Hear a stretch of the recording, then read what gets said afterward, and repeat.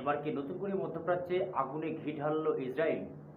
এই বিষয়ে আজকে ভিডিওতে চর্চা হবে। তার আগে একটি বিষয় আমি আপনাদের জানিয়ে দিচ্ছি যে হ্যাঁ, অবশ্যই কিন্তু আগুনে ঘি ঢেলেছে ইসরায়েলি এয়ারফোর্স। আইডিএফ কিন্তু খুব নিশ্চিতভাবে হামাস নেতা ইসমাইলকে কিন্তু খতম করেছে। তার মৃত্যুর পরে কিন্তু ইরান দাবি করে আসছে যে অবশ্যই ইরানের যে ভিতরে অর্থাৎ ইসলামাবাদের মাটি থেকে সরাসরি তোমার মিসাইল হানায় যেভাবে হামাস নেতাকে তারা মৃত্যুর দিকে ঠেলে দিয়েছে, সেই পরিস্থিতিতে কিন্তু এবং তার সিকিউরিটি তারও মৃত্যু হয়েছে।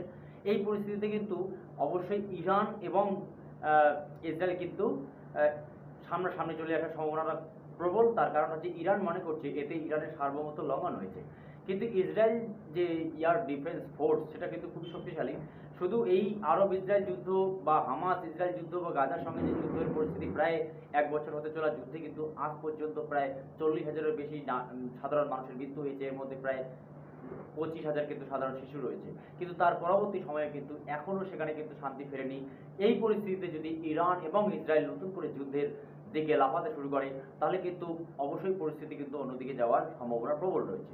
তবে ইরান ইরান কি পাল্টা হামলা করবে? ইরান কি সেই বদলা নেবে? সেই বিষয়ে ভিডিওতে চর্চা হচ্ছে। ইসমাইল হানিয়া তার মৃত্যু কি কারণে সম্পূর্ণ হলো, তার কারণটা হচ্ছে যে গত সপ্তাহে